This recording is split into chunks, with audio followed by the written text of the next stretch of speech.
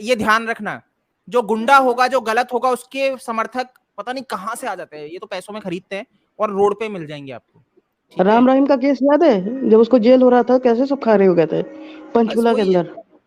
चलो एक बार हम विषय पे रहे, एक बार है ना आयुष भाई, एक बार ये पढ़ लेते हैं।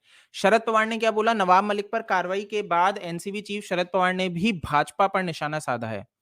उन्होंने कहा कि नवाब मलिक को केंद्र सरकार के खिलाफ बोलने की सजा मिल रही है, केंद्रीय एजेंसियों का गलत इस्तेमाल किया जा रहा है। उन्होंने कहा कि जब वह महाराष्ट्र के मुख्यमंत्री थे, जब उनके खिलाफ भी ऐसा ही माहौल बनाया गया था। पॉइंट ये है, मतलब मेरा एक पॉइंट है जो ये कि इन्होंने बात कही कि उन्होंने कहा कि नवाब मलिक को केंद्र सरकार के खिलाफ बोलने की सजा मिल रही है।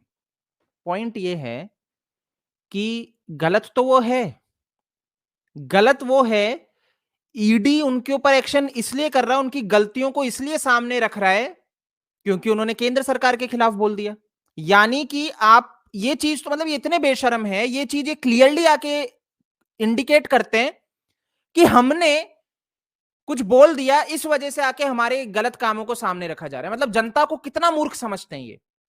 जनता को स्मार्ट होना पड़ेगा, मैं एक्चुअल में बता रहा हूं कि मैं तो पता इसीलिए हर बार बोलता हूं कि ये अच्छी चीज है ना, कि अगर वेंडेटा के अंतर्गत भी आपकी आपकी गलत चीजें आ रही है तो हर सरकार को वेंडेटा ही निकालना चाहिए। मैं तो ये कह रहा हूं, पक्ष विपक्ष सबको वेंडेटा निकालना चाहिए। ये तालमेल बना के चलते रहते हैं, बिल्कुल नहीं तो होना जी। ही ये चाहिए असल में कि हर कोई एक दूसरे से वेंडेटा निकालते रहे, राइट, एक दूसरे को और गलत एक्सपोज करते सामने रहे जिससे रखता सब रहे। गलत लोग जेल में जाते रहे, यही होना चाहिए। जयंत पाटिल भी भड़के, क्या है सुनते हैं। नवाब मलिक पर इस कार्रवाई के बाद महाराष्ट्र सरकार में मंत्री और महाराष्ट्र राकांपा प्रमुख जयंत पाटिल भी भड़क गए हैं। उन्होंने कहा कि नवाब मलिक को बिना किसी पूर्व सूचना के पूछताछ के लिए ईडी कार्यालय ले जाया गया है। उन्होंने पिछले कुछ दिनों में भाजपा नेताओं का पर्दाफाश किया था, इसलिए अब बदला लिया जा रहा है। चलिए जी, तो थोड़ा सा इनका इतिहास जानते हैं नवाब मलिक का। नवाब मलिक अभी कुछ दिन पूर्व से बहुत ज्यादा सेंट्रल के पीछे पड़े हुए थे, आपको ध्यान होगा, बहुत ज्यादा है ना एग्रेसिवली। और इन्होंने समीर वानखेड़े तो जीवंत उदाहरण है कि किस तरीके से सेंट्रल समीर वानखेड़े को, मोदी जी समीर वानखेड़े को अपने हिसाब से काम करवा रहे हैं।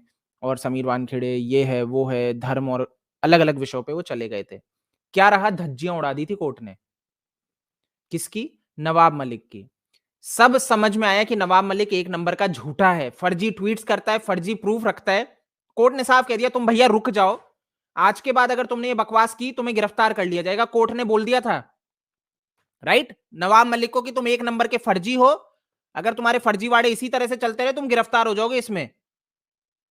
लेकिन ये दूसरा मामला है दाऊद इब्राहिम वाला, जिसमें आपको अच्छे से पता है हसीना पारकर उसकी बेटी का बेटे को और ये कासकर ये सब जुड़ रहे हैं ना, सारे इसके गुर्गे सब, इसमें इसका भी नाम निकल के आ रहा है। और यहाँ पे ये जो सुले हैं, सुप्रिया सुले तो कह रही है महाराष्ट्र का अपमान हो गया। एनसीपी सांसद सुप्रिया सुले ने भी नवाब मलिक पर कार्रवाई की निंदा की है। उन्होंने कहा कि कई दिनों से भाजपा के लोग ट्वीट कर रहे थे कि नवाब मलिक और महाविकास अघाड़ी के खिलाफ ईडी का नोटिस आएगा, वे उन्हें बिना किसी नोटिस के सीधे ईडी कार्यालय ले गए। पता नहीं उन्होंने कौन सी नई राजनीति शुरू की है, महाराष्ट्र का अपमान है। हरे कृष्णा। दुख इस बात का है कि आपने तो कहा था नोटिस आएगा, हम तो नोटिस के हिसाब से पूरे बैठ चुके थे। हम तो ये सोच रहे थे नोटिस आएगा तब नवाब मलिक को भगाएंगे, आप तो सीधे ले गए, नहीं समझे।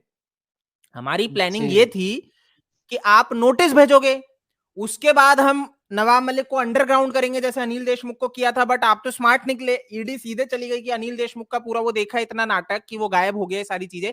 ईडी ने समन ही नहीं किया, सीधे उठा लाई घर से, चलो बेटा आ जाओ तुमसे सवाल जवाब करेंगे, राइट। तो ये चीज बहुत ही अच्छी रही। ठीक है, आगे सुनते हैं। हाँ, तो ये सबसे इंपॉर्टेंट था, आपको बहुत अच्छे से पता है यही नवाब मलिक रिपब्लिक के स्टिंग के एक कैमरे में कैद हुए, जहां पे ये क्लियरली कह रहे थे Arnab will commit suicide as he will be trapped in TRP case.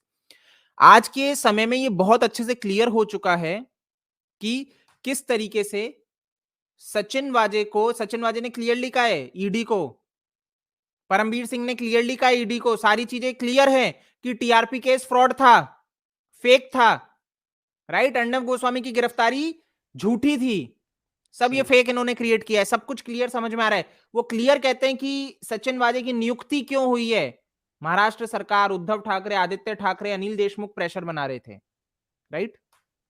अब यहाँ पे एक ये वीडियो देख लेते हैं ना, फिर उसके बाद चर्चा करते हैं। चलिए कहाँ है वीडियो, ये रहा,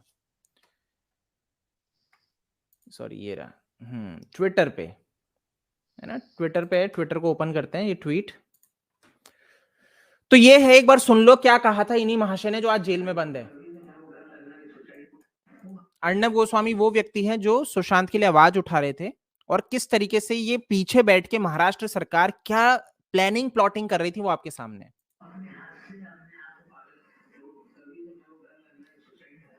आवाज नहीं आ रही होगी ना, एक बार आवाज खोल देते हैं, चलिए वापस से।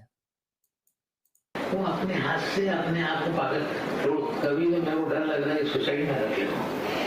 क्या होता है जो लीडर में जा रहा है ना, वो क्योंकि अंदर बैठे है, वो सेल्फ इम्पोज है, उसको लग रहा है दुनिया ऐसी चल रही है, और सडन कभी मालूम पड़ेगा कि कुछ नहीं है, इसमें फेक, इसमें बैठा हूँ, फिर आदमी कुछ भी करता ना। Everything's falling in place now. The fabricated evidences and frivolous cases against the Republic Media Network were possibly filed with the blessings of this man's political masters. Sharad Pawar's close aide gives us all the more reason to believe so with this shocking claim. So किस strategy पे चल रही है अभी? सरकार का क्या कहना है? सर बीआरसी का जो अब सामने आया लेटर, वो क्या करें सर? अगर आप टीआरपी अगर सब देख लो तो क्लियर होता हूँ तो कर जाएगा, बट बाहर के लेटर में तो क्लियर कर दिया कि रिपब्लिक का नाम है ही नहीं, कोई मालफंक्शन नहीं हुआ है, कुछ नहीं हुआ है। उसमें आएगा ना। अच्छा, एक इम्पोर्टेंट पॉइंट था इसके अंदर, ये ध्यान है, बीच में रिपब्लिक ने बार्क को एक ईमेल भेजा था और उसमें पूछा था कि ये सारा टीआरपी स्कैम, ये सारी चीजें, तो बार्क का एक रिस्पांस आया था उनको, है ना, ऑफिशियल मेल में, जिसमें कहा था रिपब्लिक का कुछ नहीं है, राइट। उसके बाद रिपब्लिक ने उसको पब्लिक कर दिया था, उसके बाद बार्क ने यू टर्न ले लिया था। बार्क ने कहा ये कॉन्फिडेंशियल मेल था, आपने क्यों इसको कर दिया, और बार्क ने यू टर्न ले लिया, जो रिपब्लिक के पहले फेवर में था, बार्क ने सबसे। तो ये भी बहुत क्लियर है कि बार्क को भी मुंबई पुलिस के द्वारा किस तरीके से फोर्स किया गया कि सत्य चीजों से दूर रखा जाए, यानी कि सत्य वो नहीं बोले, जो उन्होंने मेल पे जवाब दिया था उससे कैसे उन्होंने बहुत यू टर्न लिया था, उसका भी अभी यहाँ पे जिक्र हुआ। जो प्रेस कॉन्फ्रेंस की सर, आपको कितना रेलेवेंट लगता है वो? तो तुम्हारे एंगल से कुछ जो तुम्हारे चैनल में जो दिखाने का दिखाओ ना, तो उसको रोक रहा है क्या? लेकिन झंझट है। अरे ये कोई पुलिस ने नहीं किया, ये सो मोटो हंसा वालों ने कंप्लेंट किया सर। बट यही तो है ना सर, एक्चुअली हंसा रिपोर्ट हो या बीएआरसी का रिपोर्ट हो, दोनों में भी रिपब्लिक स्पेसिफिक नाम।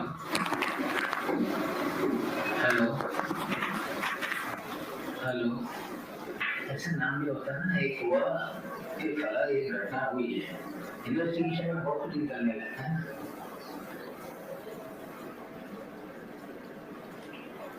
ठीक है, तो सुन लिया, क्लियर हो गया पॉइंट सबको, राइट, है ना। बफर अगर हो रहा है सोलंकी जी, तो शायद आपके वहां पे इशू है ना, वैसे तो इशू नहीं आ रहा है। तो अब थोड़ा सा इस विषय पे बात कर लेते हैं। आज नवाब मलिक अरेस्ट हुआ है, बहुत ही अच्छी न्यूज है। सबसे पहले बोल दूं, ऐसे जितने भी गंदे लोग हैं, भ्रष्ट लोग हैं, आतंकवादियों का साथ देने वाले लोग हैं, जेल में ही सड़ने चाहिए, राइट। ठीक है हर्ष? जी बिल्कुल।